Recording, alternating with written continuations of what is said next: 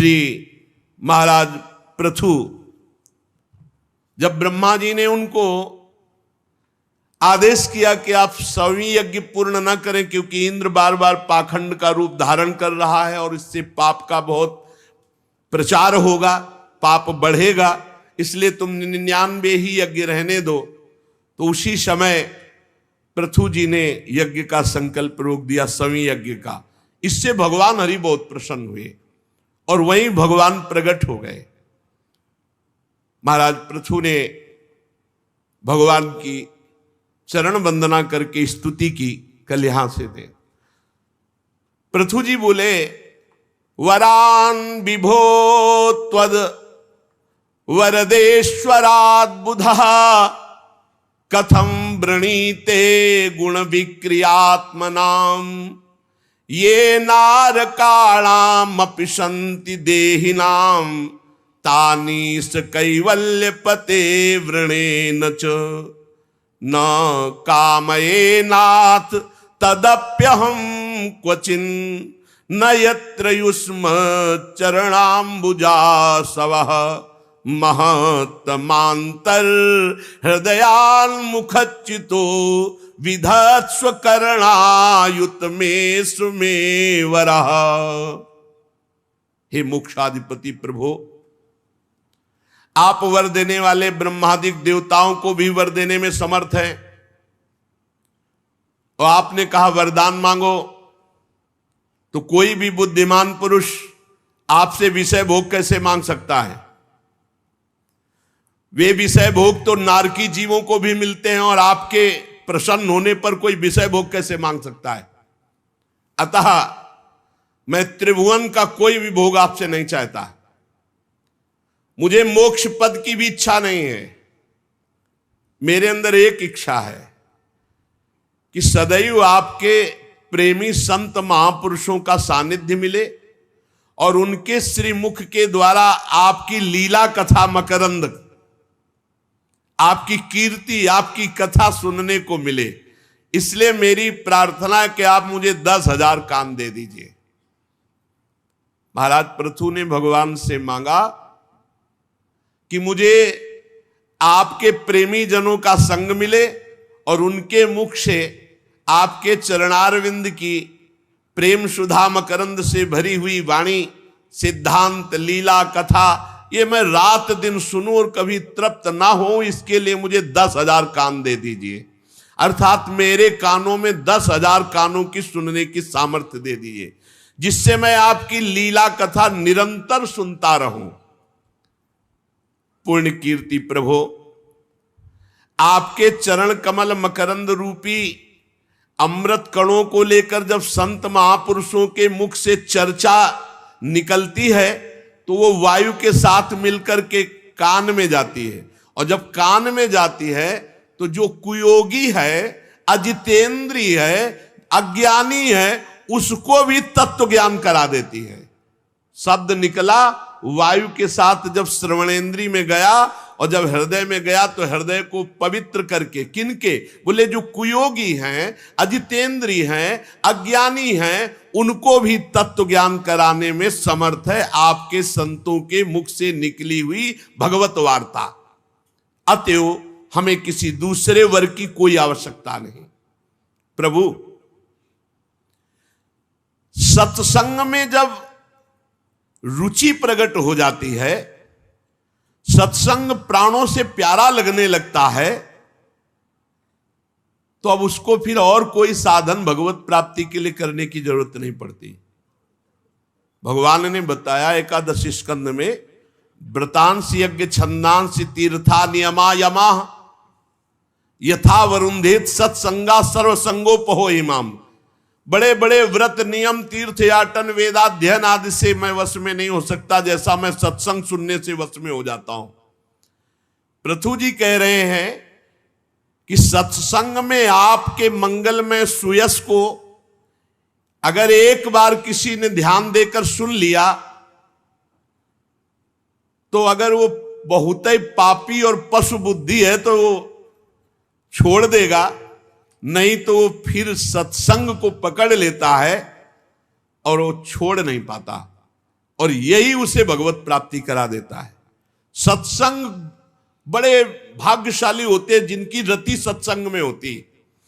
और सत्संग एक ऐसा महिमामय है कि रोज अपनी कमियां अपने को सत्संग में पता चलती हैं, रोज कमियां त्याग कर हम भगवान के योग्य हो जाते हैं।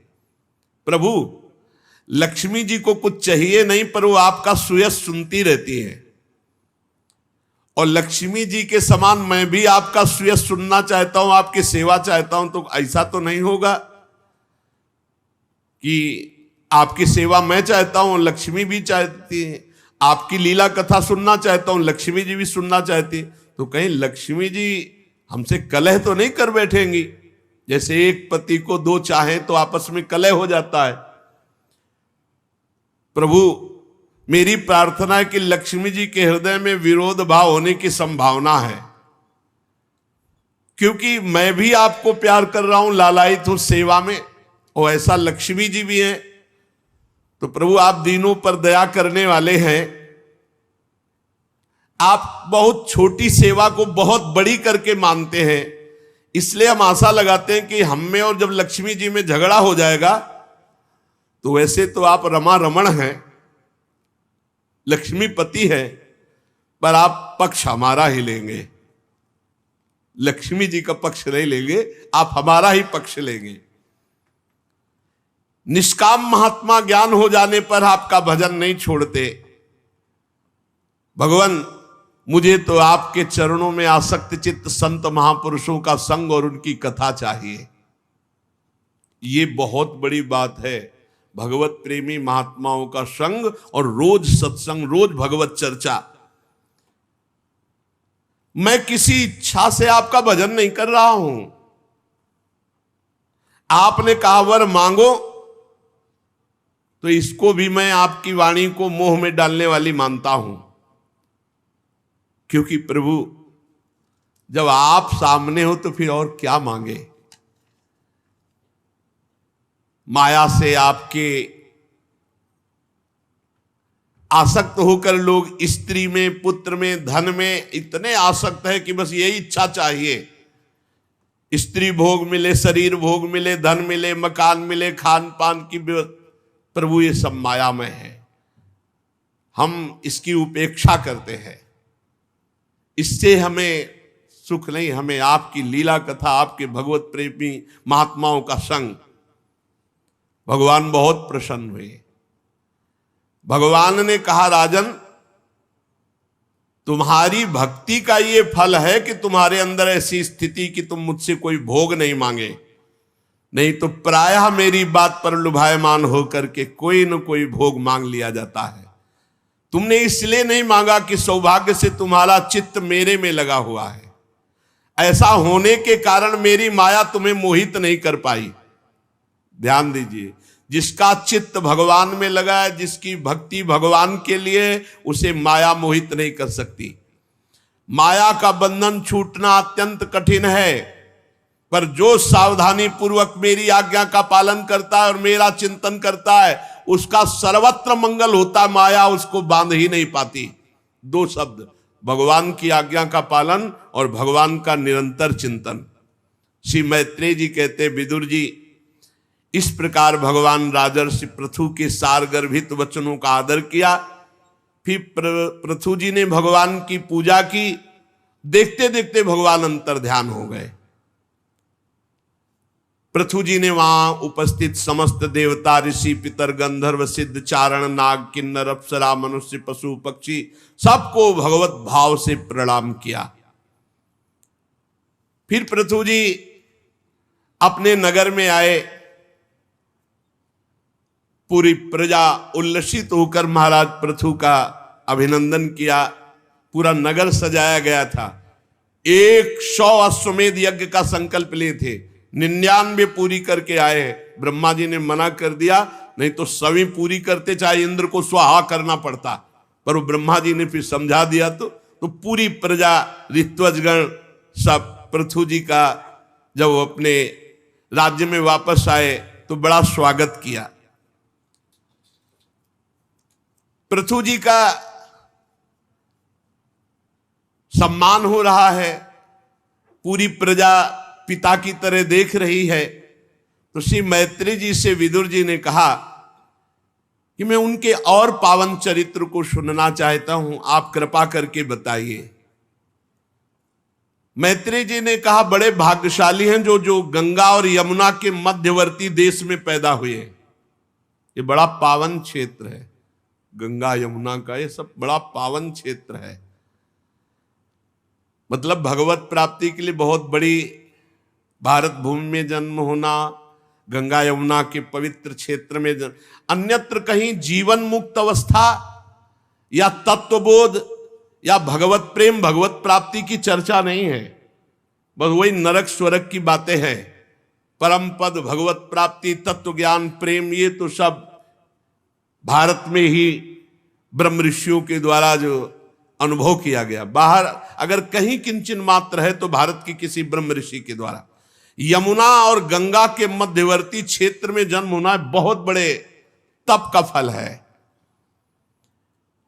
जो भगवान के भक्तों को और ब्रह्म ऋषियों को सदैव सम्मान देता रहता है और अपने प्रारब्ध भोग को क्षय करता रहता है, तो यहां स्वाभाविक भगवत प्राप्ति हो जाती है। ऐसा पावन देश है, पावन क्षेत्र है कि अगर भक्तों का संग मिलता रहे, ब्रह्म ऋषियों का आदर करते रहे और अपने प्रारब्ध भोग को सह ले, सुख दुख जो संपत्ति विपत्ति आवे फूले ना भूले ना, तो इस धीरे धीरे भगवत प्राप्ति की योग्य बना देती है। राजा पृथु संपूर्ण प्रजा को एकत्रित किए और कहा, आपका कल्याण हो महानुभाव, मैं कुछ निवेदन करना चाहता हूं। आप हमारी प्रिय प्रजाजन हैं, हमारा उद्देश्य है आपको परमानंद की प्राप्ति कराना, केवल कर लेना या राजभोग भोगना नहीं है। हम अपनी समस्त प्रजा से विनय करते हैं कि आप लोग बहुत सुंदर उपदेश कर रहे हैं, पर दोष दर्शन छोड़ दीजिए और हृदय में भगवान का सुमिरन करते हुए अपने कर्तव्य का पालन कीजिए। घर घर में नाम कीर्तन, घर घर में ठाकुर सेवा, घर घर में भगवत चर्चा, ये मेरे ऊपर बड़ा अनुग्रह होगा, ये मैं विनय कर रहा हूं, मेरी बात मान लो। अर्थात आप हम पर बड़ी कृपा करेंगे यदि सब नाम कीर्तन अपने घरों में करेंगे, भगवत चर्चा सुनेंगे, किसी से कभी भी दोष दर्शन वाली ना वार्ता करे ना दोष दर्शन करे, ये बहुत भजन की हानि कर देती है। महाराज पृथु पहला उपदेश क्या दे रहे प्रजा को, हे प्रजाजनों, आप लोग पर दोष दर्शन छोड़ दीजिए, दूसरों पर दोष दृष्टि करना छोड़ दीजिए। ये मैं अनुग्रह करता, मेरे ऊपर अनुग्रह करोगे जो मैं कह रहा हूं यदि करोगे। जो भजन करता है दूसरों के दोष दर्शन करता है, दूसरों की निंदा करता है, कोई उन्नति नहीं होगी उसकी। पूज्यपाद उड़िया बाबा जी महाराज, पर दोष दर्शन, पर दोष निंदा वर्णन करना और श्रवण करना, तीनों का परमार्थ नष्ट हो जाता है। पहला उपदेश किया प्रजाजन से कि आप परस्पर दोष दृष्टि का त्याग कीजिए, तभी भजन होगा। पर दोष दर्शन, दोष दर्शन का अधिकार गुरु को, पिता को, उपदेष्टा को है। जैसे गुरु अपने शिष्य का दोष दर्शन करेगा निवारण के लिए, जैसे उपदेष्टा समाज का दोष दर्शन करेगा निवारण के लिए, जैसे स्कूल में अध्यापक अपने विद्यार्थियों के दोष दर्शन कर सकता है उसका निवारण करने के लिए, माता पिता अपने पुत्र के दोष दर्शन कर सकते हैं निवारण करने के लिए, अन्यथा नहीं। अगर आप अपने मित्र का दोष दर्शन किए हैं तो सिर्फ उसी से एकांत में कहिए, एकांत में, ए भाई हमने देखा कि आप ऐसा गलत है तो आप सुधार कर ले। अगर दूसरे से कहते तो निंदा हो जाएगी, दोष दर्शन वो आप पे ऊपर हावी हो जाएगा। अगर आप बहुत प्रिय मित्र है और कोई गलत किया है तो उसे एकांत में आप उसी से कहिए, दूसरे से नहीं। दूसरे से कहा तो निंदा हो जाएगी, वो आपके साधना में बाधा पहुंचा देगी। पृथु जी महाराज कह रहे सबसे पहले दूसरों पर दोष दृष्टि त्याग कर हृदय से भगवान का स्मरण करते हुए अपने कर्तव्य का पालन करो, ये मुझ पर बड़ी अनुग्रह होगी और इसी से भगवत प्राप्ति हो जाएगी। बिल्कुल सरल उपाय, किसी की निंदा नहीं करना, निरंतर भजन करना, अपने कर्तव्य का पालन करना। जो विशुद्ध चित्त होकर समस्त देवताओं को, महर्षि गणों को, भक्तजनों को प्रार्थना करता है, प्रणाम करता है, उनकी सेवा करता है, तो मरने के अनंतर वो भगवत प्राप्त हो जाता है। देवताओं की वंदना, महर्षि गणों की वंदना, भक्तों की अभ्यर्थना, नाम जप, किसी से कोई दोष दर्शन नहीं, अपने कर्तव्य का पालन, तीन को बराबर फल मिलता है। क्रिया का उपदेश देने वाले को और उसके कर्ता को और उसके अनुमोदन को। इसलिए बहुत होश से उपदेश भी दे और समर्थन भी करे, और क्रिया तो होश से करे, नहीं तीनों को बराबर फल मिलता है। अब आपने जो आज्ञा करी उसने पीटा, और एक ने कहा बहुत ठीक, तीनों की दुर्गति होगी, और एक ने कहा भाई थोड़ा नाम जप किया करो, दूसरे ने कहा नाम जप करना तो बहुत उत्तम बात है, और तीसरा नाम जप कर रहा है, तीनों को बराबर फल मिलेगा। कर्ता, उपदेष्टा, समर्थक, तीनों को बराबर फल मिलता है। इसलिए माननीय सज्जनों, महानुभावों का मत है कि कोई भी कर्म बिना फल दिए नष्ट नहीं होता, इसलिए कोई भी पाप कर्म ना करो। महानुभावों का मत है हर कर्म फल देगा। असत कर्म फल देता है तो फिर सत्कर्म क्यों नहीं देगा? कर्म करो तो केवल इहलोक परलोक दोनों जगह तुम्हारा बड़ा मंगल हो, शरीर तेजोमय हो, बुद्धि प्रकाशमय हो, हृदय आनंदमय हो, ऐसे कर्म करो। ऐसे कर्म, जो पाप कर्म है वो हृदय जलता रहेगा, चेहरा तेजहीन हो जाएगा और मन एकदम खिन्न, बुद्धि भ्रष्ट हो जाएगी। बड़े बड़े महापुरुष मनु, तानपाद, महीपति, ध्रुव, राजर्षि, प्रीवत, हमारे दादा अंग, ब्रह्मा, शिव, प्रहलाद, बलि, ये सब भगवान की आराधना के प्रभाव से इस लोक और परलोक में परम यशस्वी, सम्माननीय और परम मंगल हुआ। ये मृत्यु के दौहित्र बेन आदि कुछ सोचनी लोग हैं जो भगवान की निंदा करते रहते हैं, इनकी बातों पर ध्यान नहीं देना चाहिए। जब कोई भगवान के चरण कमल का आश्रय लेकर भजन करता है तो जैसे गंगा जी सबको पावन करती है, ऐसे वो भजन करने वाला दूसरों को पावन करने वाला बन जाता है। सातरति सातरति सा लोकांतारयति। जो भगवान का नाम जप करते, जन्म जन्म के मन में जमा पाप नष्ट होने लगते हैं।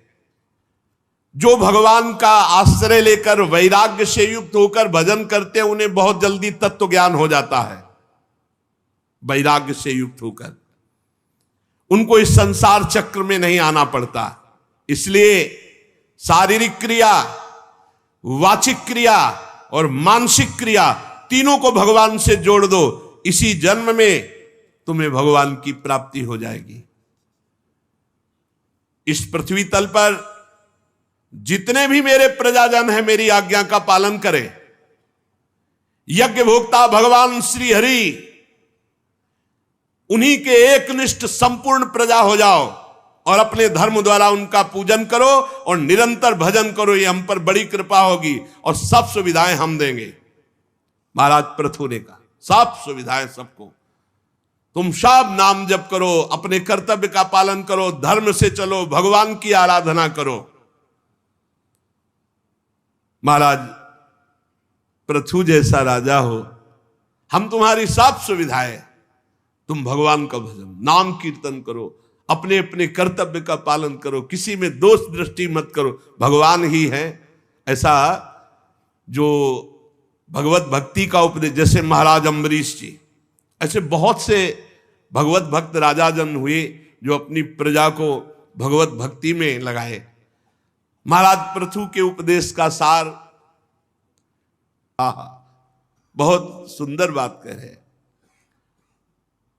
जैसे दर्पण साफ हो तो अपना प्रतिबिंब दिखाई देने लगता है, ऐसे ही जब हृदय निर्मल होता है तो ब्रह्म का साक्षात्कार स्वयं हो जाता, कोई प्रयास नहीं करना पड़ता।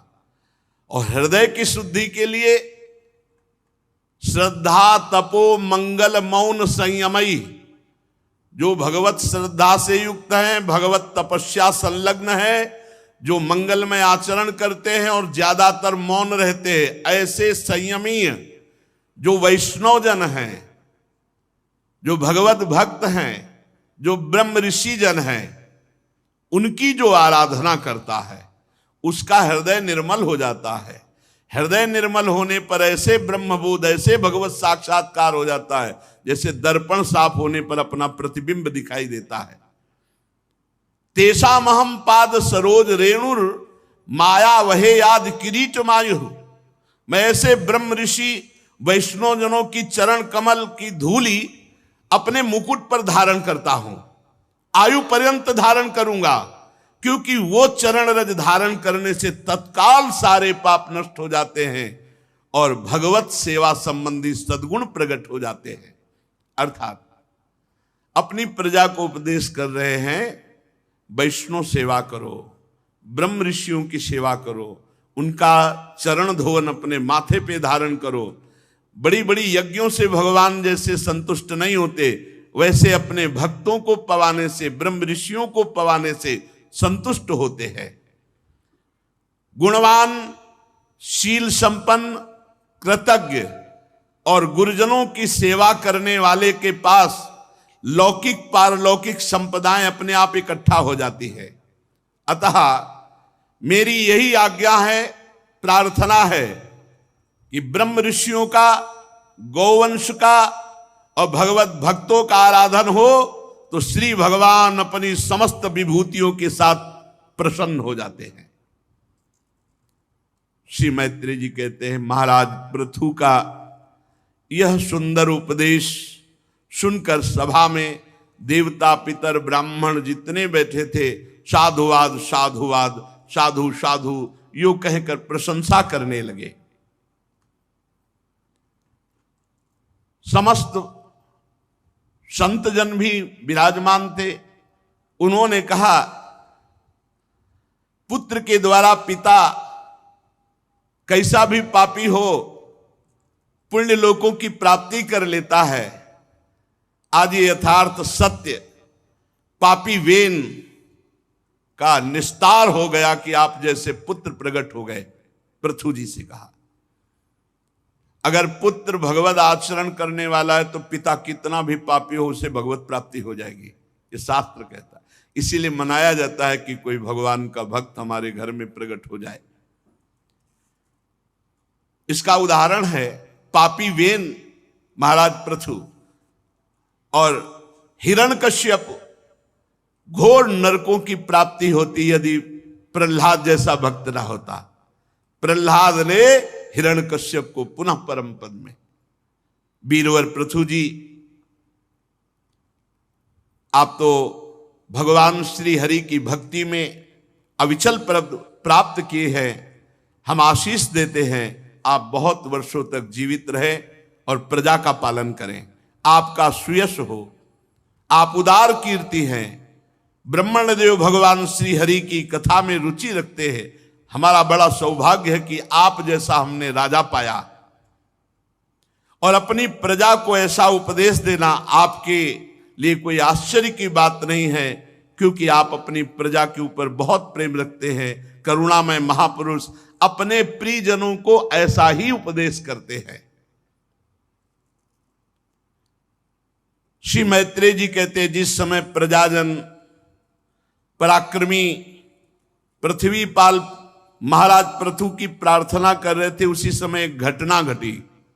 आकाश से एक तेज उतरता हुआ दिखाई दिया और उस तेजो पुंज में 4 मुनीश्वर, सनक, सनंदन, सनातन, सनत कुमार।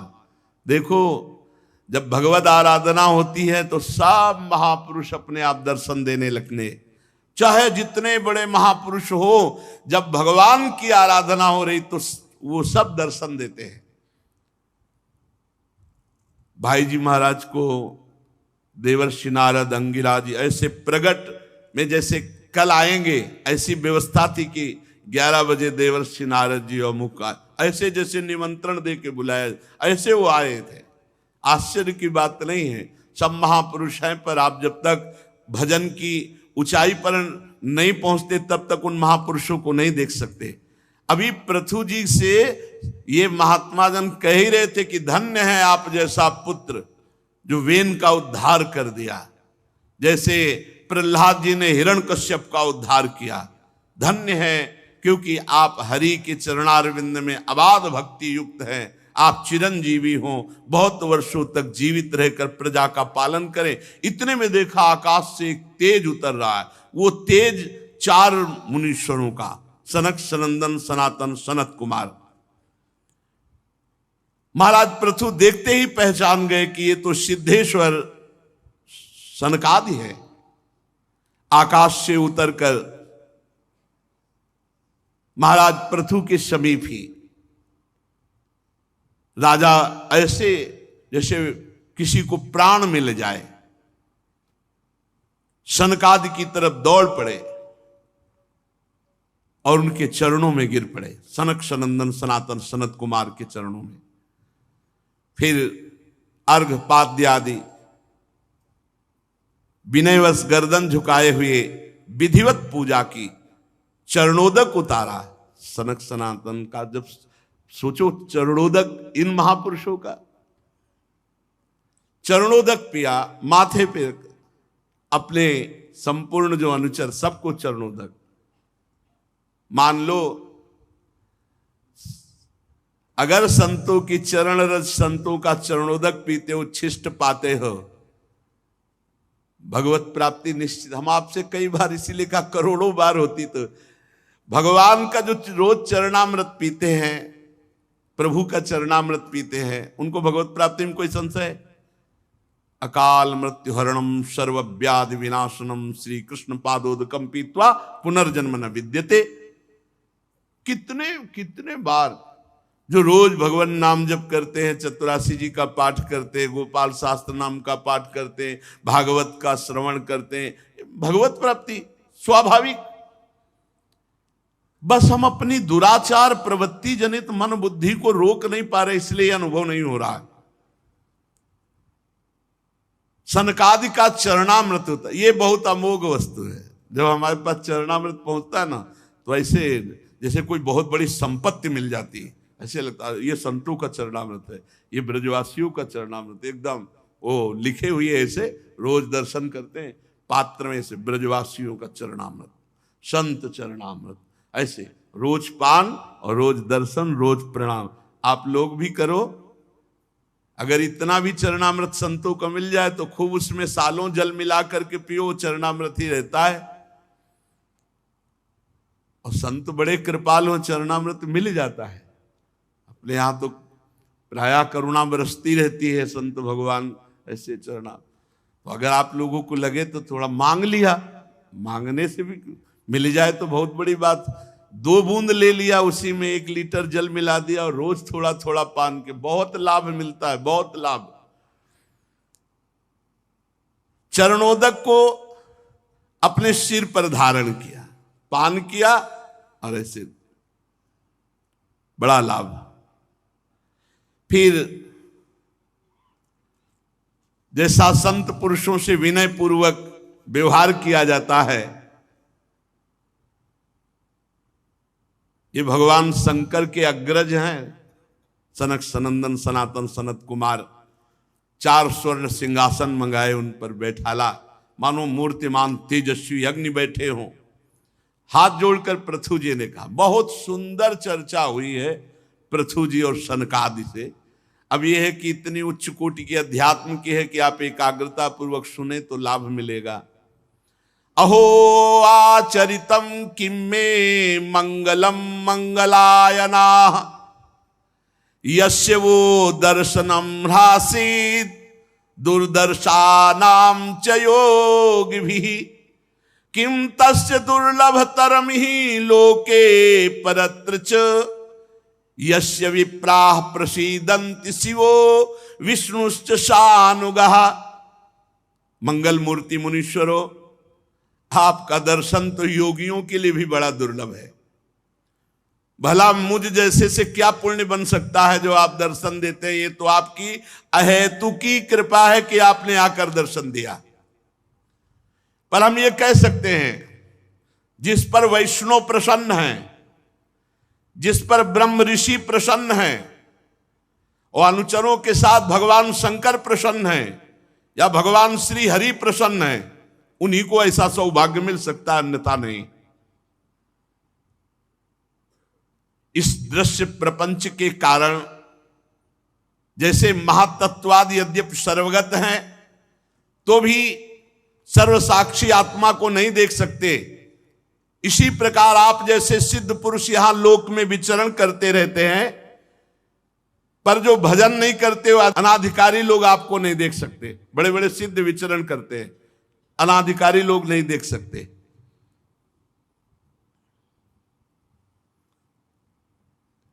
कई बार महापुरुषों के दर्शन होते हैं अव्यक्त रूप से। एक बार बहुत एकांत क्षेत्र, पीछे देखा, एक बड़े अवधूत कोटि के संत खड़े थे और उन्होंने कहा, जीवन में 3 बातें सदैव याद रखना, बिना किसी प्रश्न के, बिना ऐसे। बड़े अवधूत कोटि के महापुरुष एकाग्रता पूर्वक उन 3 बातों को पहली बात, कभी भगवान का विस्मरण मत करना। दूसरी बात, कभी धन अपने नाम मत रखना। तीसरी बात, अपने नाम कभी कोई जमीन मत रखना। महापुरुष जन जब देखते हैं कि इस साधक में भगवत प्राप्ति की लालसा है तो आगे से आगे आपको पूछने की जरूरत नहीं पड़ेगी। आप जैसे सिद्ध महापुरुष लोक में विचरते रहते हैं, पर जो भजन नहीं करते अनाधिकारी लोग, वो आपको नहीं देख पाते।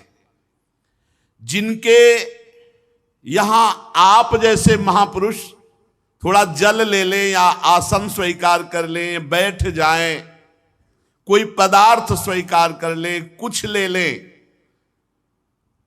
वो धन्याति धन्य हो जाते हैं। आप जैसे महापुरुष कुछ सेवा स्वीकार कर लें। जिनके घरों में भगवत भक्तों के चरणामृत का छींटा नहीं पड़ा, वो चाहे जितना वैभव संपन्न हो, वो भूतों के रहने वाले घर के समान है। वो व्यर्थ है, अपवित्र घर है जिनमें भक्तों का चरणोदक नहीं पड़ा। और भगवान की कृपा से सौभाग्य से अपने लोगों को बचपन में से ये सौभाग्य मिल रहा है। 8 सन्यासी महात्मा जन जहां दूर से दंड लिए दिखाई दे तो दौड़ो स्वामी जी आ रहे। अब साष्टांग दंडवत, थाली लोटा, जो कुआं से जल निकाल के सबके चरणोदक धोना, और फिर पान करो, माथे पे डालो, छिड़के आओ पूरे घर में, फिर उसको पात्र में रख लिया जाता, रोज पवाया। वही सब प्रभाव संतों का चरणामृत का। जिनके घरों में संतों का, भक्तों का चरणामृत नहीं छीटा पड़ता, वो बड़े बड़े समृद्धियों से संपन्न होने पर भी जिन घरों में भूत रहते हैं ऐसे वो घर हैं, अपवित्र हैं। या जिन खोखले पेड़ों में सांप रहते हैं वो अपवित्र। ऐसे हे मुनीश्वरों, कैसे कहूं कि आपका स्वागत है। स्वागतम वो द्विज श्रेष्ठा यद व्रतानि मोक्षवा चरंति श्रद्धया धीरा बाला एवं बृहंति च। क्योंकि आपने बाल्यावस्था में ही ब्रह्मबोध प्राप्त कर लिया। आप अखंड ब्रह्मचारी हैं, आपका ब्रह्मचर्य अखंड है। आप सदैव अपने स्वरूप में स्थित रहते हैं। स्वामियों, हम लोग तो अपने कर्मों के वशीभूत होकर इस विपत्ति के क्षेत्र रूप संसार में केवल इंद्रिय संबंधी भोगों को ही पुरुषार्थ मानकर भोग रहे हैं। आप कृपा करके बताइए, प्रश्न है, जो इस संसार में इंद्रिय भोगों में ही केवल सुख मानकर फंसे हैं, उनका कल्याण कैसे होगा? उनका निस्तार का उपाय क्या है? और आप लोगों से ये पूछना कि आपका कुशल मंगल है, ये उचित नहीं है, क्योंकि आप सदैव आत्मा में रमण करते हैं, आत्मस्वरूप हैं। तो क्या कुशल और क्या अकुशल आपके लिए? तो जो अपने स्वरूप में स्थित, उसमें कोई फर्क नहीं पड़ता, चाहे विपत्ति हो, चाहे संपत्ति हो, दुख हो, सुख हो, साप हो, वरदान हो, कोई फर्क नहीं पड़ता। क्योंकि जो आत्मानंद में निमग्न है, उसको इन बाहरी साप, वरदान, दुख, सुख, लाभ, हानि, मान, अपमान से कोई फर्क नहीं। एक हमने संत से सुना कि एक बार भगवान गौरी शंकर नंदीश्वर पर विराजमान होकर जा रहे थे, तो शनकादि चारों हरिशरणम हरिशरणम हरिशरणम ध्यानस्थ थे। भगवान शिव वहां से निकले, कोई प्रणाम नमस्कार, कोई भगवान शिव को कोई फर्क नहीं। अंबा ने कहा, जगत गुरु भगवान शिव को प्रणाम भी नहीं किया, ऐसे ही गर्दन, उनको गुस्सा आ गया, साप दे दिया, जाओ आउट हो जाओ। गर्दन ऐसे सीधी की, झुकाया नहीं जैसे। भगवान शिव ने कहा कोई फर्क नहीं पड़ता इनके ऊपर। बोले क्यों? इनको पश्चाताप, तो बोले कभी पश्चाताप नहीं होगा, चाहे सनकादि का शरीर हो, चाहे उठ का शरीर, इनको शरीर से कोई लेना देना नहीं, ये अपने स्वरूप में स्थित है। कुछ दिनों बाद फिर उधर से निकले, तो भगवान शिव को देखा, वो देखा ही नहीं था, देखा तो प्रणाम किया। भगवान शिव ने कहा कैसे हो? बोले अम्बा है ना, बहुत कृपा है, पहले भिक्षादि के लिए तो सोचना भी पड़ता था, अब तो हरे हरे पत्ते खाते हो, हरी शरणम रटते, कोई परेशानी नहीं। खा कहे तो इनको सनकादि रूप में करो, इनको कोई फर्क नहीं पड़ता। तो कह रहे आपके लिए पूछना कि कुशल मंगल है कि नहीं, तो आप तो आत्मा में रमण करते हैं, आपके लिए ना कुशल हो ना अकुशल, दोनों बराबर, कुशल अकुशल से कोई मतलब नहीं। प्रभु आपका समागम बड़ा दुर्लभ है, उसका लाभ मिलना चाहिए। इससे मैं पूछता हूं कि जो भोगों में मनुष्य फंसे हैं, उनका सुगमता पूर्वक कल्याण कैसे होगा? प्रभु ये आत्मबोध तो बहुत धैर्यवान, बहुत अच्छे ज्ञानी के हृदय में आत्मबोध होता है, पर विषयी पुरुषों पर कृपा करने के लिए आप जैसे महापुरुष भ्रमण करते रहते हैं, आप ये बताइए कि विषयी पुरुष का कल्याण कैसे होगा, जो भोगों में सुख मानता है। राजा पृथु के ये युक्ति युक्त गंभीर परमित मधुर वचन सुनकर श्री सनत कुमार जी बड़े प्रसन्न हुए और मुस्कुराते हुए बोले। सनत कुमार जी ने कहा, महाराज आपने सब कुछ जानते हुए भी समस्त प्राणियों के कल्याण की दृष्टि से बड़ी अच्छी बात पूछी। साधु भक्त पुरुषों की बुद्धि ऐसी हुआ करती कि वो ऐसी चर्चा करते जिससे जगत का कल्याण हो। संत पुरुषों का समागम श्रोता और वक्ता दोनों को अभिमत है, क्योंकि उनके प्रश्नोत्तर सभी का कल्याण करते हैं। अब उत्तर शुरू। राजन, श्री मधुसूदन भगवान के चरण कमलों के गुणानुवाद में अविचल प्रीति, जो बहुत कठिन है, इससे सारी वासनाएं नष्ट हो जाती है। क्या पहला उपाय बताया? भगवान की लीला कथा श्रवण, इससे बहुत जल्दी हृदय निर्मल हो जाता है। खूब लीला कथा सुनो, जहां चर्चा भगवान की। प्रपंच मत करो, चार साधक बैठो, कोई न कोई प्रभु की चर्चा करो, कोई न कोई सिद्धांत की चर्चा करो। और भगवान भी आदेश करते, मत चित्ता मदगत प्राणा बोधयंता परस्परम।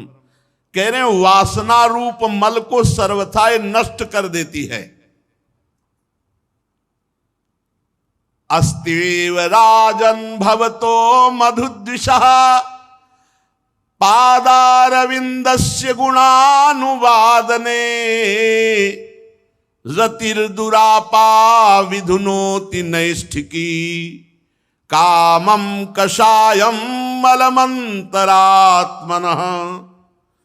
जो भगवान श्री मधुसूदन की कथा सुनता रहता है, गुणानुवाद करता रहता है, उसका वासना रूप मल सर्वथा के लिए नष्ट हो जाता है। ये वासना किसी और उपाय से नहीं नष्ट होती, केवल भगवत चर्चा से।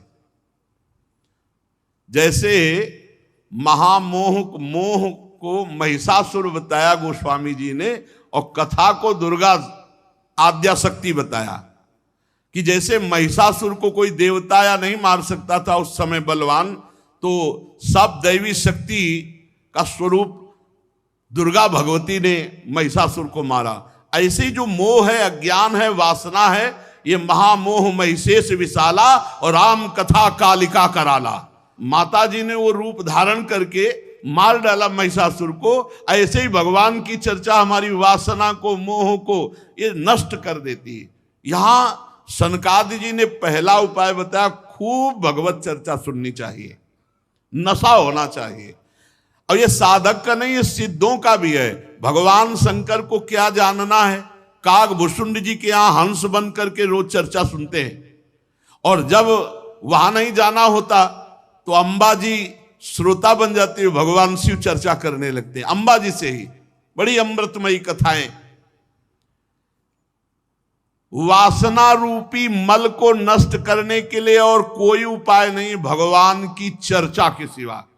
ये बैठा लो। जो साधक सत्संग नहीं सुनते हैं, परस्पर भगवत चर्चा नहीं करते हैं, उनमें बड़ी कमियां बनी रहती है। पहली बात तो ये अहंकार बना रहता है कि हम श्रेष्ठ हैं, और बहुत से अंदर दोष बने रहते हैं, वो सत्संग के द्वारा ही नष्ट होते हैं। शास्त्र जीवों के कल्याण के लिए भली भांति विचार करने वाले हैं। उनमें आत्मा से भिन्न देहादि के प्रति वैराग्य और अपने स्वरूप में सुदृढ़ अनुराग होना, ये कल्याण का साधन निश्चित किया गया है। भगवान की लीला कथा सुनने से वासना मल का नाश होता है। जो ही वासना नष्ट होती है तो शरीर से वैराग्य होता है। शरीर तीन है, स्थूल सूक्ष्म कारण। तीनों शरीर से जहां वैराग्य हुआ तहां आत्मस्वरूप में दृढ़ रति होती है, और आत्मस्वरूप में आत्मरति हो जाना ही जीवन का परम लक्ष्य है, परम कल्याण है। आत्मा हमारे प्रभु हैं, आत्मा हमारे आराध्य देव हैं। ये बात एक शब्द में कह गए। अब इसको विस्तार पूर्वक वर्णन करते हैं। पहले शब्द में उत्तर है, संसारी भोगी पुरुषों को भगवत प्राप्ति का उपाय क्या? बोले खूब भगवान की चर्चा, भगवान के गुणों का कथन श्रवण करे। रात दिन भगवान का नाम जप, उनकी लीला कथा श्रवण से वासना का नाश होता है। वासना के नाश से तीनों शरीरों से वैराग्य होता है और आत्मरति होती है। आत्मरति ही ये परम कल्याण का स्वरूप है। अब उसको विस्तार से कह रहे हैं। जिसको अपना परम कल्याण चाहिए वो पहले सद्गुरुदेव भगवान का वरण करे, क्योंकि बिना गुरुदेव के, बिना गाइड के इस भूल भुलैया संसार से पार नहीं हुआ जा सकता। इसीलिए भगवान की प्राप्ति के लिए जो हम नाम जप कर रहे हैं, जो कथा सुन रहे हैं, इसका पहला फल होगा सद्गुरुदेव की प्राप्ति। एक संत आए थे सिख धर्मावलंबी, तो उन्होंने कहा कि हमने तो गुरुवाणी जी में पढ़ा है कि पूर्ण पुरुष मिले बिना, पूर्ण गुरु मिले बिना जीव का कल्याण नहीं होता। ऐसे नाम जब कर रहा है तो पूर्ण उसे गुरु नहीं मिले तो क्या कल्याण हो जाएगा? तो हमने कहा हाँ, क्या कल्याण होगा? वो नाम जब उसे पूर्ण गुरु से मिलाएगा और फिर गुरु जो नाम देगा उसे भगवत प्राप्ति करा देगा। तो यहां कह रहे हैं कि शास्त्र श्रवण हमारे अंदर जिज्ञासा प्रकट करेगा, भगवत प्राप्ति की मुमुक्षुता प्रकट करेगा, और उसके लिए हमें सदगुरुदेव का वरण करना होगा, सदगुरुदेव का आश्रय लेना होगा। बिना सदगुरुदेव के चाहे शिव बिरंच सम होई, गुरु बिनु भव निधि तरे न कोई। सदगुरुदेव शास्त्र के सूक्ष्म वचनों को अनुभव करके बोलते हैं, तो उनके वचनों में विश्वास रखना होगा। जो हमारे गुरुदेव कहें उनके वचनों पर बिल्कुल दृढ़ विश्वास। और जो गुरुदेव भागवतिक आचरण का उपदेश करते हैं वैसे ही आचरण करें। फिर गुरुदेव से जिज्ञासा करें, भगवत प्राप्ति संबंधी जो संशय हो, जो प्रश्न हो, अपने गुरुदेव से उनका उत्तर ले। गुरुदेव के द्वारा जो निष्ठा जागृत होती, कई तरह की निष्ठा होती, धाम निष्ठा, नाम निष्ठा, गुरु निष्ठा, सेवा निष्ठा, योग निष्ठा, ज्ञान निष्ठा, भक्ति निष्ठा, बड़ी निष्ठाएं होती। तो गुरु के द्वारा प्राप्त निष्ठा युक्त हो, और निष्ठा से योग योगेश्वर भगवान की उपासना में। और जो लोग केवल धन, इंद्री, स्त्री इसी में आसक्त हैं, भोगों में, उनसे दूरी बनाकर रखे। इनसे गोष्ठी न करें, इनसे मिले न, बहुत जहरीला स्वभाव होता है। अर्थेंद्रिया राम संगोष्ठो तृष्णया। अगर ऐसे इंद्रियारामी पुरुषों से मिलोगे तो भोगों की तृष्णा तुम्हें परेशान कर देगी। सदगुरु का वरण, उनके वचनों पर विश्वास, उनके द्वारा बताए हुए भक्ति के क्रियात्मक आचरण, उनसे प्रश्न उत्तर, जो भी आपके अंदर संशय हो, फिर उनके द्वारा प्राप्त निष्ठा, धाम निष्ठा, नाम निष्ठा, गुरु निष्ठा, सेवा निष्ठा, योग निष्ठा, जो निष्ठा का अधिकारी, उससे योग योगेश्वर भगवान श्री हरि की उपासना।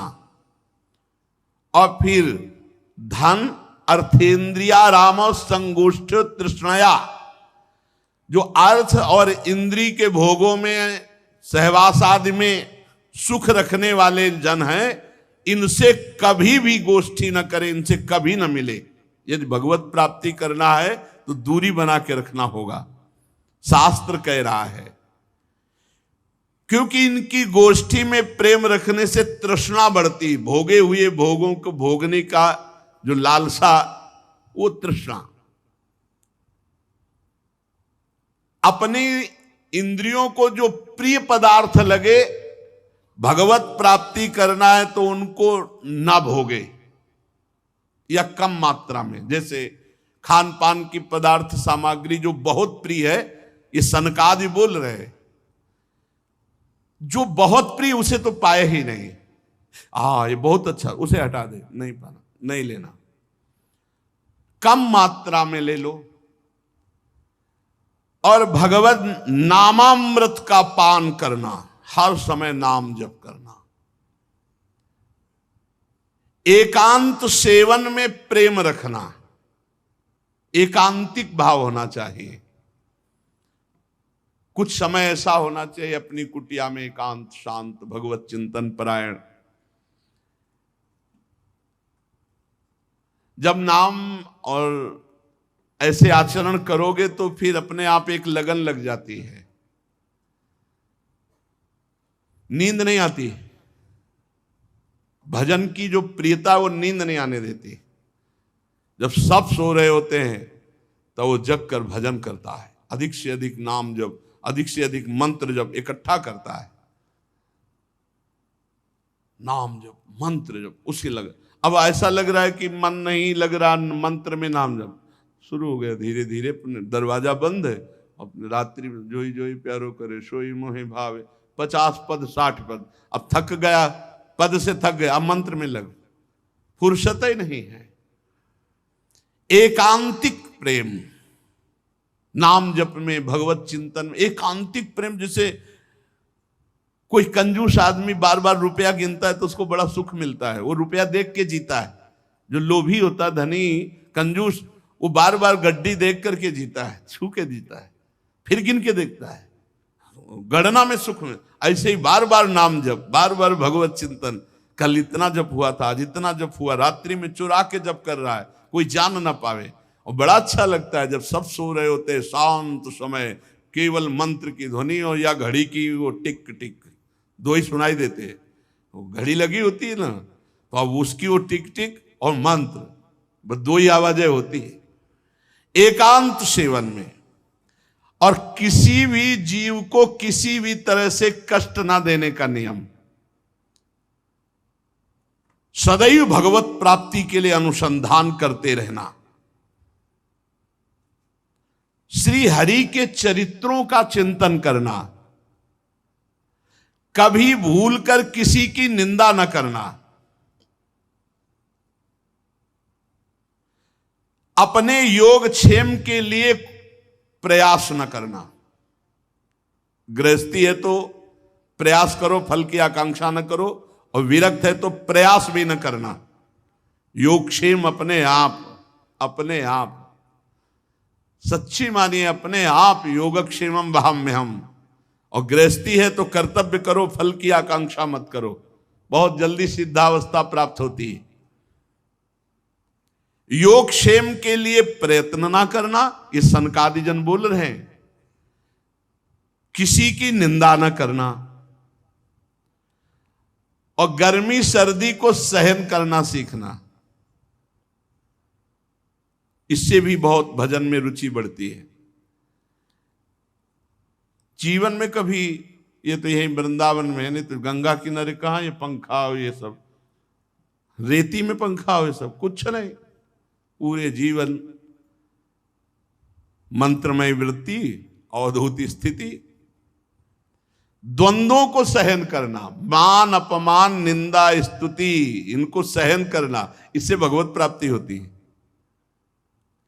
और भक्त जनों को सुख देना, भगवान के जो प्रेमी भक्त जन है, वचन से, आचरण से, पदार्थ से, सेवा से उनको सुख पहुंचाना। और प्रत्येक मनुष्य को भगवत भाव से देखना,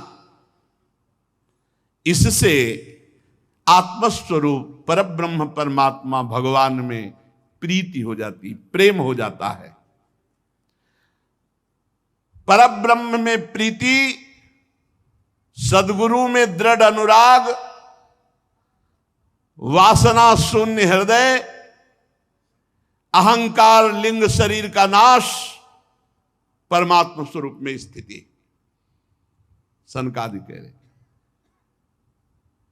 परब्रह्म में जो परमात्मा भगवान श्री हरि, उनमें सुदृढ़ प्रीति, सदगुरुदेव के प्रति पूर्ण आत्मसमर्पण, वासना शून्य हृदय, ये क्रम है। और अहंकार लिंग शरीर का भस्म हो जाना, स्वरूप में स्थित हो जाना, निहाल हो गया। जब स्वरूप में स्थित हो जाता है तो कर्तृत्व और भोक्तृत्व भाव गुणों के द्वारा जो था वो मुक्त हो गया। यही है मोक्ष पदवी, यही है जीते जी जीवन मुक्त अवस्था। अब उस जीवात्मा और परमात्मा का भेद नहीं रह गया, वो परमात्मा स्वरूप हो गया, जीवन मुक्त, जीते जी जीवन मुक्त।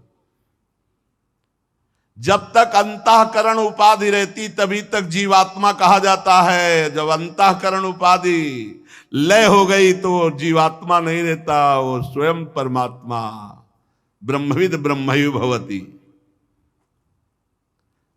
बाह्य जगत में जब तक जल है तो अपना प्रतिबिंब दिखाई देगा, दर्पण है तो अपना प्रतिबिंब दिखाई देगा। जल और दर्पण नहीं है तो प्रतिबिंब खत्म। ऐसे ही अंतःकरण है तो जीवत्व अंतःकरण नहीं, लय हो गया तो ब्रह्म स्वरूप। जो लोग विषय चिंतन में लगे रहते हैं, उनकी इंद्रियां विषयों में फंस जाती हैं, मन भोगों में ले जाता है। वह परमात्मा स्वरूप होते हुए भी अपने को ना जानने के कारण इंद्रिय मन का गुलाम, वो जीवात्मा कहा जाता है। सनकादि बोल रहे हैं, इंद्रिय विषयाकृष्टई राक्षिप्तम ध्यायताम मनः चेतनाम हरते बुद्धे स्तंभस्तोयमिव हृदय। उसकी चेतना हरण हो जाती है कि मैं परमात्मा स्वरूप हूं। वो देहाभिमानी बनकर मन और इंद्रियों के साथ भोगों की गुलामी स्वीकार करता है। ये इंद्रिय और मन भोग बुद्धि की विचार शक्ति का अपहरण कर लेते हैं। विचार शक्ति नष्ट होने पर उसकी ये स्मृति चली जाती है कि मैं भगवत स्वरूप हूं, मैं भगवान का अंश भगवत स्वरूप हूं। स्मृति का नाश होने पर वो भ्रष्ट हो जाता है, ज्ञान रहित हो जाता है। इसी ज्ञान के नाश को पंडित जन सर्वनाश कहते हैं। भ्रस्यत्यनु स्मृतिश्चित्तम ज्ञान भ्रंशः स्मृति क्षये तद्रोधम कवयः प्राहु रात्मा पवन मात्मनः। यही आत्मा का सर्वनाश है, अपनी स्मृति का नाश हो जाना, इंद्रिय और मन का जो भोगों में आसक्त हो जाना और उसी में अपनी तन्मयता हो जाना। ये सर्वहानि हो गई। जो भोगों में अपने स्वरूप को भूलकर रमण कर रहा है वो सर्वहानि कर लिया, वो सर्व स्वार्थ का नाश कर रहा है। इससे बढ़कर लोक में और कोई हानि नहीं। जो भगवान को भूल गया और भोगों में रति, सबसे बड़ी हानि। बहुत सुंदर बात श्री सनकादिक है। फिर एक बात सुन ले। इंद्रियासक्ति मन भोगों में जब रमण करता है तो बुद्धि की विचार शक्ति को नष्ट कर देता है। जब विचार शक्ति नष्ट हो जाती है तो उसकी स्मृति नष्ट हो जाती कि मैं कौन हूं, मेरा कर्तव्य क्या है। स्मृति नष्ट होने पर उसका ज्ञान नष्ट हो जाता है। और जहां ज्ञान नष्ट हुआ तो पंडित जन इसे ही सर्वनाश कहते हैं। वो अपने उद्देश्य को भूलकर पदार्थों की भोगों की प्रियता में फंस करके अपने स्वार्थ की हानि कर लेता है। इस लोक में सबसे बड़ी हानि है भगवान का विस्मरण होकर भोगों में रति हो जाना। इसलिए बुद्धिमान उपासक को चाहिए कि धन का और इंद्रियों के भोगों का चिंतन ही ना होने पावे। इसीलिए अनन्यस चिंतयन्तो माम, मेरा चिंतन करो। क्योंकि जहां इनका चिंतन हुआ वो ज्ञान विज्ञान को भ्रष्ट कर देता है। ये बड़ी बात है। अर्थेन्द्रियार्थाभिध्यानम सर्वार्था पन्नवो नृणाम भ्रंसितो ज्ञान विज्ञाना देना विशति मुख्यताम। जब कोई साधक विषयों का ध्यान करने लगता है, विषयों का चिंतन करने लगता है, भगवान का चिंतन छोड़ देता है, तो सभी पुरुषार्थों का नाश करने वाला ज्ञान छा जाता है। विषयों का चिंतन सब ज्ञान विज्ञान को नष्ट कर देता है। जो विषयों का चिंतन करते हुए मरता है वो वृक्षादि योनियों को प्राप्त होता है, स्थावर योनियों को प्राप्त होता है। इसलिए जिसे अज्ञान अंधकार से पार होने की इच्छा है उस पुरुष को चाहिए कि प्रभु का विस्मरण ना होने पावे, भोगों का स्मरण ना होने पावे, हर समय राधा राधा राधा राधा। क्योंकि ये भोगों का चिंतन ही धर्म अर्थ काम मोक्ष की प्राप्ति में बाधा खड़ी कर देता है। जो विषयों का चिंतन करता है उसे सदा भय लगा रहता है। जो विषयों का चिंतन करता है उसे उत्तम मध्यम अधम ये दिखाई देता है। जो विषयों का चिंतन करता है ऐसा कोई भी नहीं है जो कुशल से रह सके। काल भगवान उनकी सारी कुशलता को नष्ट कर देते हैं जो विषयों का चिंतन करता है। हे राजन, तुम वही हो ऐसा चिंतन करो, क्योंकि शुद्ध ब्रह्मबोध संपन्न महापुरुष है। देह नहीं, इंद्री नहीं, तुम प्राण नहीं, तुम बुद्धि नहीं, तुम अहंकार से आवृत अंतःकरण नहीं, तुम वही हो, मैं ही मैं हूं। ऐसा चिंतन करो, ये शुद्ध ज्ञान का स्वरूप है। सोहमस्मि तत्त्वं नरेंद्र जगतामथ तस्थुषाम च देहेन्द्रियास्तुधिष्णात्म भिरा वृता नाम या क्षेत्र वित्त पतया हृदय विश्वगावि प्रत्यक्षकास्त्य भगवास्तमवे सोहमस्मि सोहमस्मि सोहमस्मि, वही मैं हूं। जिस प्रकार माला का ज्ञान हो जाने पर, जैसे माला पड़ा हो टेढ़ा तो दिखाई देगा, सर्प बुद्धि नहीं रहती, वैसे ही स्वरूप का ज्ञान हो जाने पर ये जगत बुद्धि खत्म हो जाती है, नानात्व तो खत्म हो जाता है।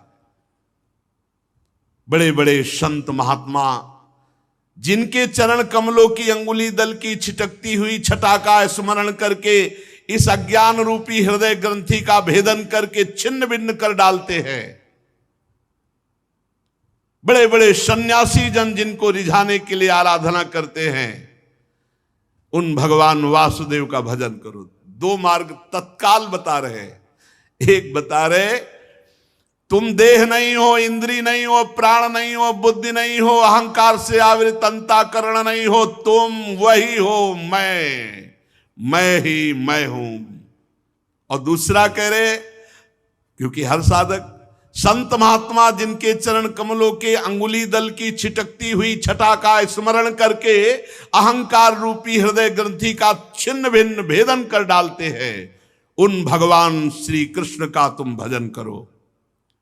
जो लोग मन और इंद्री रूपी मगरों से भरे हुए संसार सागर को योग आदि के द्वारा पार करना चाहते तो पार करना बहुत कठिन है, लेकिन जो कर्णधार रूपी श्री हरि का आश्रय लेकर उनकी आराधना रूपी नौका पर बैठ जाते हैं, वो इस भव समुद्र को सहज में पार कर जाते हैं।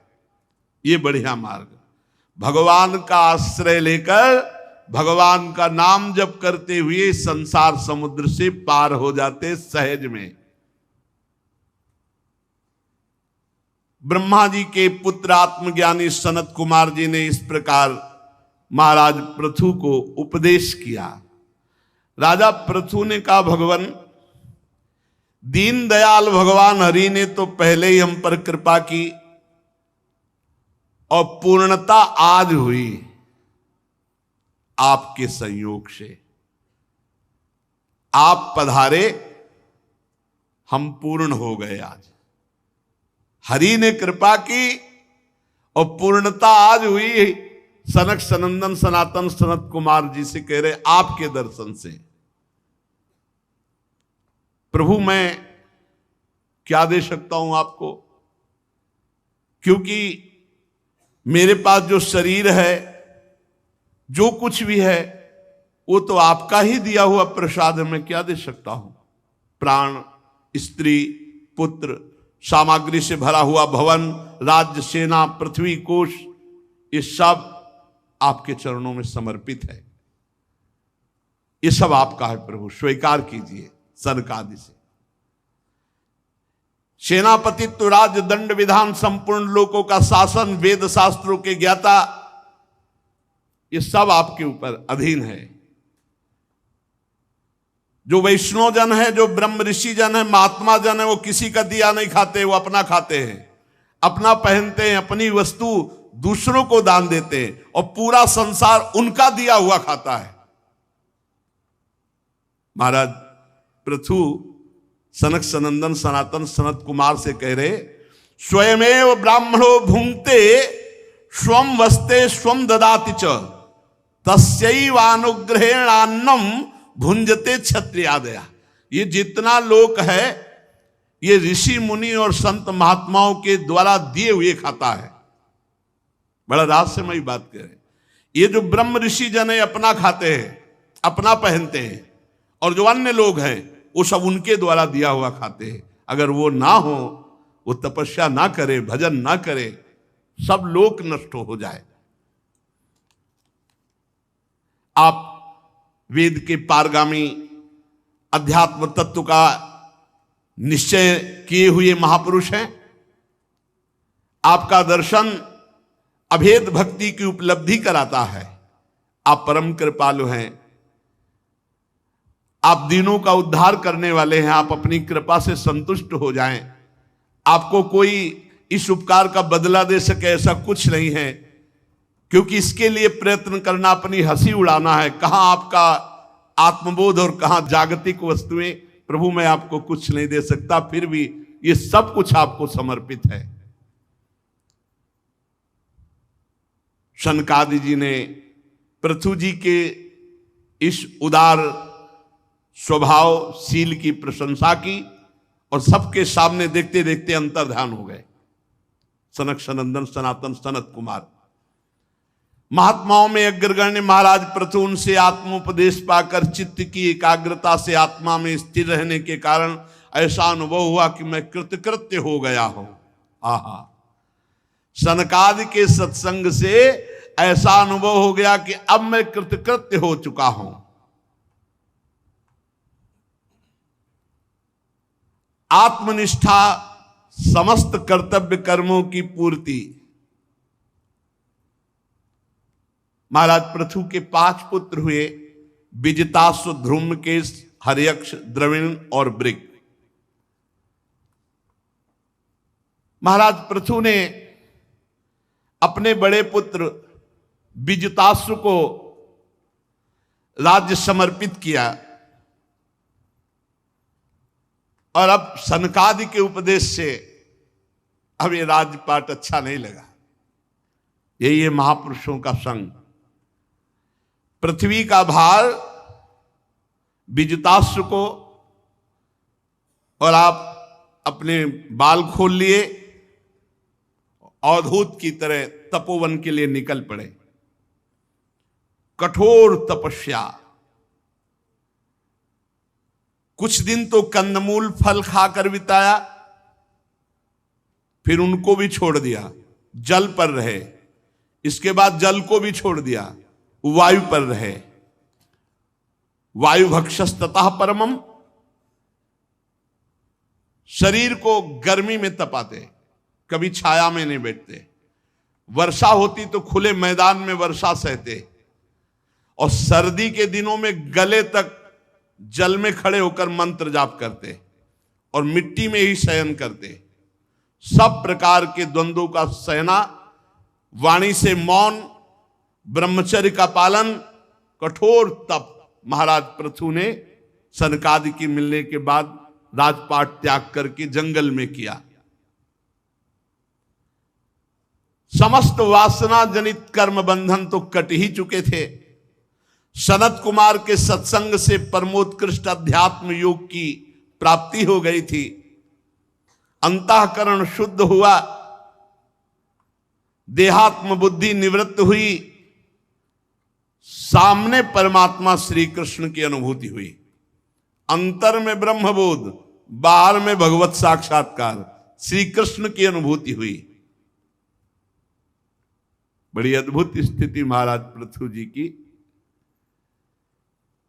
अंदर से ब्रह्मबोध और बाहर से श्री कृष्ण साक्षात्कार। बस श्री कृष्ण का दर्शन करके स्वरूप में स्थित होकर वीरवर पृथु ने अपने चित्त को एकाग्र किया और अपना शरीर त्याग दिया। बाहर श्री कृष्ण साक्षात्कार, अंदर श्री कृष्ण ब्रह्मबोध स्वरूप से, और अपने शरीर का त्याग कर दिया। अपने अपने तत्व जो पांचभौतिक मिल गए। जब महाराज पृथु की पत्नी महारानी अर्ची जो उनके साथ गई थी, उन्होंने कभी भूमि में पैदल भी नहीं चली थी, पर जैसा उनके पति वैसे ही उन्होंने अपने शरीर को कष्ट दिया। जब देखा हमारे प्राणपति अपनी जीवन लीला संपन्न कर ली, तो स्नान करके पति को जलांजलि देकर, भगवान की वंदना करके और उनको गोद में लेकर चिता में प्रवेश कर जीवित अपने शरीर को जला दिया अपने पति महाराज पृथु के साथ। समस्त देवियां आकर के पुष्प वर्षा करने लगी और विनय किया अर्ची महारानी की कि आप अद्वितीय हैं, इस लोक में आपने अपने पति का अनुसरण किया और परलोक में भी अब आप पति के पास ही पहुंच जाएंगी, क्योंकि पति के लिए अपने शरीर को भस्म कर दिया। उनकी चिता गोद में लेकर और आग में प्रवेश कर गई। देवियों ने अर्ची जी की वंदना की। भगवान के जिस परम धाम को महाराज पृथु गए थे वहीं महारानी अर्ची भी पहुंच गई। परम भागवत पृथु जी का ऐसा प्रभावशाली चरित्र है। श्री मैत्रेय जी कहते हैं, विदुर जी हमने आपको सुनाया, जो इसे गाता है सुनता है वो निश्चित भगवान के परम धाम को प्राप्त होता है। श्री मैत्रेय जी कह रहे हैं, जो इस चरित्र को गाता है सुनता है वो निश्चित भगवान के परम पद को प्राप्त होता है। या इदम सुमहत पुण्यम श्रद्धया वहितः पठेत श्रावयेत शृणुयाद्वापि सप्रथो पदवी म्यात्। इत्थं भूतानुभावोऽसौ पृथुसा भगवत्तमः कीर्तितं तस्य चरित मुद्दाम चरितस्य ते। अगर कोई कामना से इसका गायन या श्रवण करे तो संतानहीन को पुत्र की प्राप्ति हो जा सकती है, अगर पाठ करे धनहीन को धन की प्राप्ति हो सकती है, यश चाहने वाले को यश की प्राप्ति, आयु चाहने वाले की आयु प्राप्ति। और अगर कोई चाह ना करे तो भगवान के परम धाम की प्राप्ति होती है। ऐसे महामहिम भगवान के अंश से प्रकट हुए महाराज पृथु और अर्ची के पावन चरित्र को अपने लोगों ने श्रवण किया। मनन करें इसका। पूरे चरित्र का सार है, किसी पर दोष दृष्टि ना करें, निरंतर हृदय से नाम जप करें, अपने सारे कर्तव्य कर्मों को भगवान के चरणों में समर्पित कर दें। ये पृथु जी का उपदेश, सनकादि का उपदेश। भगवान की कथा खूब सुनने से हृदय का मोहमल नष्ट हो जाता है, भगवत प्राप्ति की लालसा जागृत होती, गुरुदेव के चरणों का आश्रय होता है, गुरुदेव के वचनों पर विश्वास, शास्त्र वचनों का सार गुरुदेव के वचन। गुरुदेव जो भक्ति की क्रियात्मक शिक्षा, भागवत धर्म के आचरण का उपदेश करते हैं, उसका अक्षरशः पालन, किसी की निंदा न करना, किसी का अपमान न करना, निरंतर नाम जप करना, भगवत चिंतन करना, इसी से घोर वैराग्य प्रकट होता है। और वैराग्य से तीनों शरीरों का राग नष्ट होता है, आत्मबोध हो जाता है, भगवत साक्षात्कार होता है, जो चाहे वो प्राप्त हो जाता है। पर सावधानी, सनकादि ने कहा, जो विषया इंद्रिया अभिरामी हैं, जो इंद्रियों के भोग में मन के द्वारा चिंतन विषयों का करते हैं और क्रियाएं कर, ऐसे लोगों के संसर्ग से बचें, क्योंकि ये हमारे साधना को चौपट कर देंगे, ये हमारे ज्ञान विज्ञान की चेतना को नष्ट कर देंगे, ये हमारी अखंड भगवत स्मृति में बाधा पहुंचा देंगे। हम मनन करके आचरण में उतारे, और ये तो छोड़ दीजिए कि हमें भगवत प्राप्ति होगी कि नहीं। कितने ऐसे चरित्र आप सुनेंगे जिनका परिणाम है सुनने मात्र से भगवत प्राप्ति। ये हम तो नहीं कह रहे ना, ये भगवान व्यास देव जी लिख रहे हैं, श्री सुखदेव जी कह रहे हैं। तो जब रजिस्टर हमारा देखा जाएगा ना, तो बहुत ऐसे प्रमाण है जिनमें हमें भगवत प्राप्ति हो जाएगी। ये वृंदावनवासी है, ये कथा सुना है, ये नाम जप किया है, ये दंडवती लगाई है, तो यमराज जी के पास हिसाब नहीं है इनका देने का, तो वो भगवान के हाथ में है हिसाब। और भगवान करुणामय है, भगवान एक पक्ष देखते हैं भक्त का, भगवान दो पक्ष नहीं देखते। जब भगवान के पास हिसाब जाता है तो भगवान एक पक्ष देखते, जन अवगुण प्रभु मान न काऊ, वो ये नहीं देखते। दीन बंधुवत, ये मेरा है बस, इसने मन वचन कर्म से मेरा सहारा लिया, इसकी जो गलती है वो मेरी गलती है, क्योंकि मेरे सहारे था ना, बस पार हो जाते हैं। अपने को भगवत प्राप्ति की चिंता नहीं करनी, अपने को भगवत चिंतन करना है। पूज्य श्री भाई जी हनुमान प्रसाद पोद्दार जी कहते हैं, उत्तम भागवत वो है जो किसी बात की चिंता ना करके हर समय भगवत चिंतन में रहता है। भगवत चिंतन क्या चाहिए? कुछ नहीं, भगवत प्राप्ति नहीं, बार बार जन्म मरण हो, हमें इससे भी मतलब नहीं, इससे भी मतलब। कितनी मस्ती है, कितनी मस्ती है। अपने लोग हाय हाय, मतलब किसी की बातें सुनकर ऐसा लगता है कितना डूबा हुआ है चिंता में। अरे फिर काहे के शरणागत, अपनी चिंता। हमारे पास इतने औषधियां हैं कि भवरोग तो जड़ मूल से नष्ट हो ही जाएगा। एक बार जिसने भगवान का नाम ले लिया, एक बार जिसने भगवान का नाम सुन लिया, दुर्गति शब्द से बच गया। एक बार जिन नाम ली हित सु होए, एक नाम त्रैलोक हितारे। हम ऐसे भगवान के दास हैं। तो बोले निरंतर के लिए क्यों कहते हैं? अरे इतना कीमती, हम एक बार जिसकी महिमा है ऐसी, तो हम बार बार जप करके उनका साक्षात्कार इसी जन्म में करेंगे। अंतिम परिणाम की फाइनल की नहीं, वहां हमको रजिस्टर ही गायब करवा देना है। इतना नाम जप करना है कि यमराज रजिस्टर बंद करके और भगवान के पास भेज दे कि अब हमारे से आगे केस बढ़ गया, भगवान के पास हमारा रजिस्टर पहुंच जाए। इसलिए निरंतर नाम जप करो, भगवद आश्रित रहो, भगवत प्राप्ति। अरे भगवत प्राप्त हैं, धाम में बैठे हैं, भगवत स्वरूप हैं। हम भूल गए अपने स्वरूप को, इसीलिए हम पछता रहे। इसीलिए उसी भूल को सुधारना है। नाम जप, जहां तक हो सके विषयी पुरुषों से बचो। हर समय भगवान के चिंतन में जैसे हमारी वृत्ति बढ़े, वही संग करो, वही शास्त्र पढ़ो, वही आचरण करो, बढ़िया आनंद है। अभी अभी जीवन मुक्त हो यार, कोई बांधे नहीं है। तुम फंसे हो, भगवान ने नहीं फंसा, तुम फंसे। तुम ही को मुक्त होना है। तुम इसके बिना नहीं रह सकते, इसके बिना नहीं रह सकते, इसके बिना नहीं रह सकते। वो बड़े कृपालु है, पूरा बगीचा रच दिया। और तुम अब शरीर के बिना रहना सीख जाओ, अभी जीवन मुक्त हो गए और जान जाओगे कि कौन भगवान है, कहां भगवान है, कैसे भगवान, तुम कौन हो। अरे बाजार में तुम्हें जो खरीदना है अपने मन पसंद की खरीद लो, बाजार क्यों लगा दी? अब इसके विषय में क्यों, ये बाजार क्यों बना दी गई? नहीं, ऐसे ऐसे प्रश्न करता। किसी माया ने हमको नहीं फांसा, हम अपनी इच्छा रूपी माया में फंस गए, हम अपने शरीर रूपी माया में फंस गए। हमको अपने शरीर और इच्छाओं का, राग का त्याग करना है। जिसकी इच्छा का नाश हो गया वो जीवन मुक्त अभी है, भगवत स्वरूप। अभी इच्छा मिटा दो, बस महात्मा हो आप। न कोई सद इच्छा, न कोई असद इच्छा, अभी जीवन मुक्त, मस्त, अभी मस्त।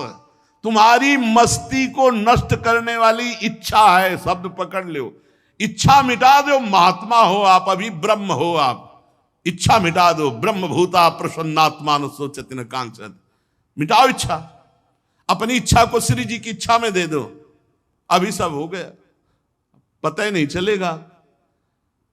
दुख किसे कहते, सुख किसे कहते, लाभ किसे कहते, हानि पता ही नहीं चलेगा। ऐसी स्थिति रहेगी। पर अब इच्छा करके फंसे हो तो अब इच्छा करके मुक्त हो। भगवत प्राप्ति की इच्छा करो और अनिच्छाओं को मिटा दो, फिर इस इच्छा को भी छोड़ दो भगवान के ऊपर और मस्त चिंतन करो। बहुत बढ़िया आनंदमय जीवन है। एक हाय हाय जो स्वभाव पड़ गया है दरिद्रता का, रोने का। अरे प्रभु के लिए रोने का नहीं, अनुकूलता के लिए रोने का, यही परेशानी। जीवन मुक्त हो, अभी आपको किसी ने नहीं पकड़ रखा, आप जीवन मुक्त हो। इच्छा ने आपको पकड़ रखा हो तो हमें बताओ, आपने इच्छा पकड़ रखी, कौन सी वस्तु आपको पकड़े? इच्छा। आपने इच्छा की है, उसी के कारण आप फंस गए। इच्छा छोड़ दो, जीवन मुक्त हो गए। कैसे इच्छा छूटे? अब भगवत प्राप्ति की इच्छा करके साधन करो, सब इच्छाओं को मिटा दो, खत्म। कुछ नहीं, अब भी आप निर्विकार हैं, अब भी आप निष्पाप हैं, अब भी आप परमात्मा स्वरूप हैं। पर यह अनुभव कैसे हो? क्योंकि इच्छाओं का जाल बिछा हुआ है। इच्छाओं को नष्ट कर दो, बस महात्मा हो गए। परमात्मा और जीवात्मा इतना अंतर है, वो इच्छा रहित है और ये इच्छा सहित है। इच्छा रहित हो जाए तो दो है ही नहीं। जैसे दर्पण हटा दो, जल अगर नहीं है तो आपको अपना प्रतिबिंब नहीं दिखाई देगा, दर्पण नहीं है तो प्रतिबिंब नहीं दिखाई देगा। इच्छा नहीं है तो जीवात्मा नहीं है, वही है वही। और अगर इच्छा है तो फिर जीवात्मा, फिर तो न जाने कितनी योनियों में जाना पड़ेगा। इसलिए भाई इच्छा मिटाने के लिए खूब नाम जप करो। नाम जप इच्छा रहित कर देगा। जितना नाम जप करोगे उतना ही परमानंद बढ़ेगा। श्री राधा